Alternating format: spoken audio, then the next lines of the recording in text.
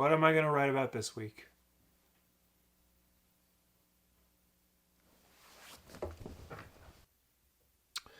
No. No. No. Too soon.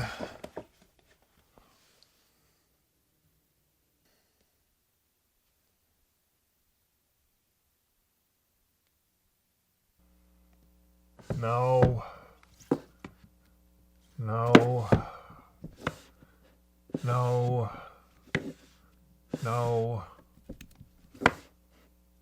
Maybe.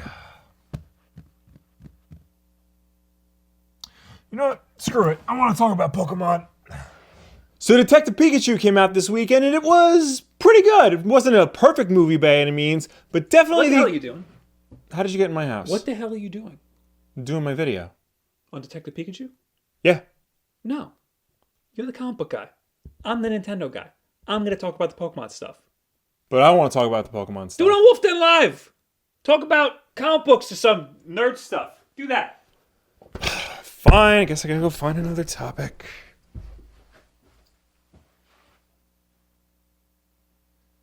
Actually, you know what? No, I want to talk about Pokemon. Damn it, we're going to talk about Pokemon. That's what's going to happen here. All right, where's my remote? Reframe this. Let's do this.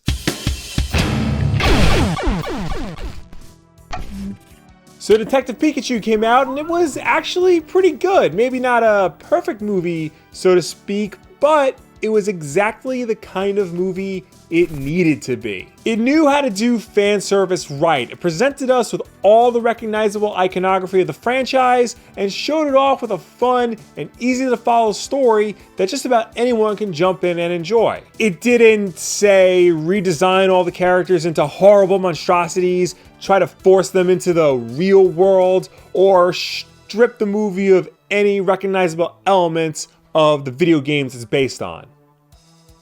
You get over it. I got real nostalgic watching this movie. Seeing all the Pokemon in live action, even the ones I don't immediately recognize, just took me back to playing the game or watching the cartoon as a kid. It had everything it needed to make it feel like Pokemon. I mean, even when they were talking about the history of Mewtwo, I remembered all the lore about that character from 20 years ago when it was in the anime. It kind of made me want to go back and play the games again. The problem is that I haven't really played a Pokemon game since 1998.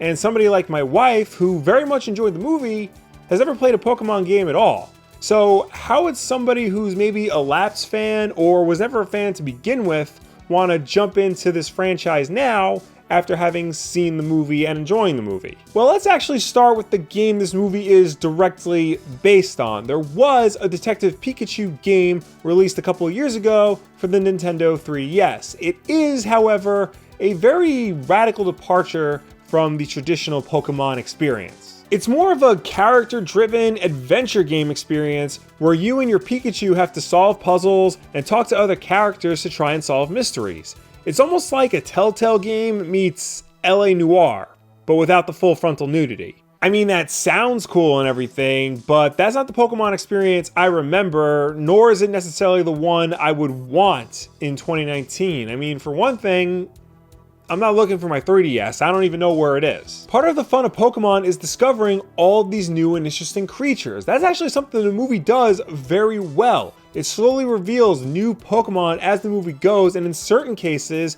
creates entire scenes around one specific Pokemon. And that's really what I'm looking for. Exploring this big-ass world filled with weird-ass creatures that you can capture and force to fight each other. Man, that's really weird when you say it like that. As I'm sure you're all well aware by now, recently Nintendo and the Pokemon Company put out for the Nintendo Switch Pokemon Let's Go Pikachu and Let's Go Eevee. These games are basically a remake of the original Red and Blue games from the original Game Boy, and that's great for me. It has all the Pokemon I remember specifically, none of the dumb-looking ones from later generations. The game is a much more simplified version of the original games. To catch Pokemon, you don't necessarily have to battle them, but rather you can just throw Pokeballs at them at the right time. You also have the ability to run away from battles and avoid random encounters, but otherwise it's the same basic game. The Pokemon are all the same as Gen 1, and the map layout is almost identical. This is a good, simple game that will help introduce new people into the franchise.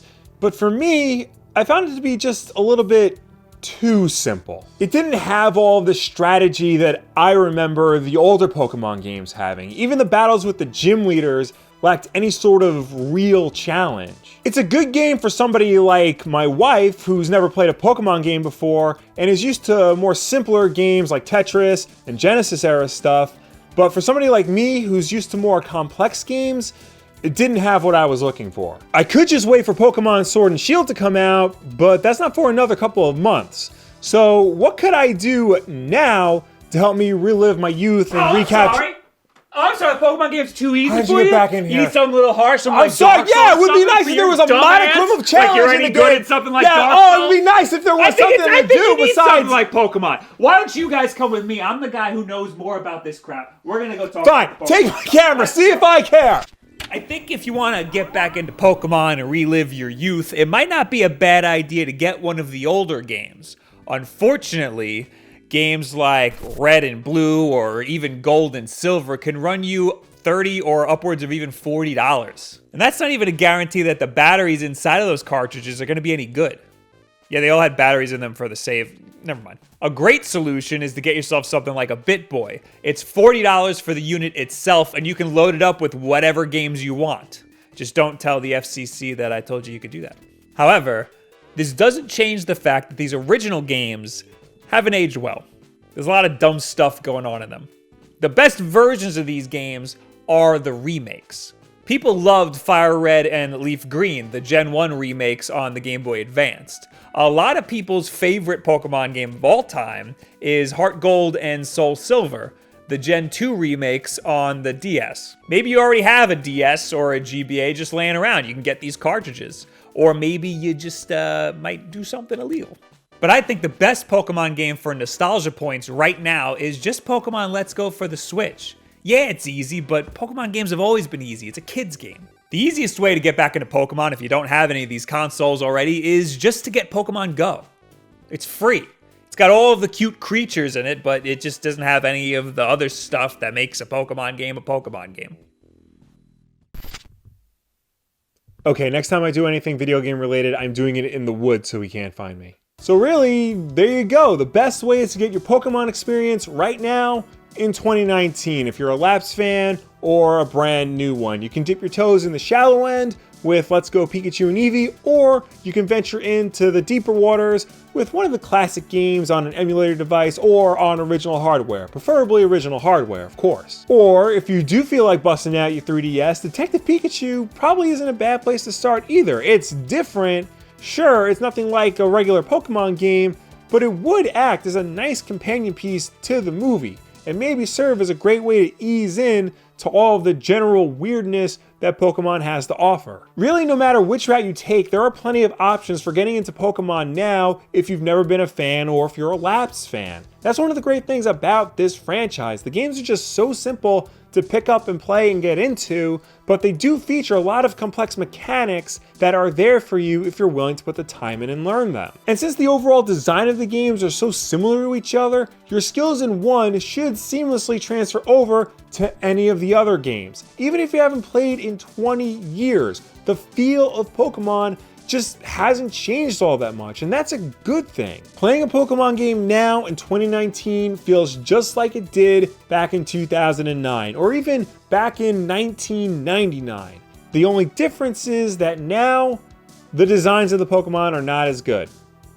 Seriously, there are Pokemon that are just keys, like, what is that? But, what do you think? What are the Pokemon games that you would recommend to somebody who hasn't played Pokemon in a very long time, or hasn't played it at all, but now wants to thanks to Hollywood's new movie? Let me know down below or anywhere on the internet. Special thank you, of course, to Bob Wulff of the Wulff Den for helping me make this video. Be sure to check out his channel, which also happens to be my channel. We have new videos here every Tuesday and Wednesday, with Wednesday night at 8 p.m. Eastern being Wulff Den Live. So subscribe to see all of that. Like this video, and share it with a friend who has the sudden urge to catch them all and be the very best like no one ever was. Thank you all for watching. I will see you next time.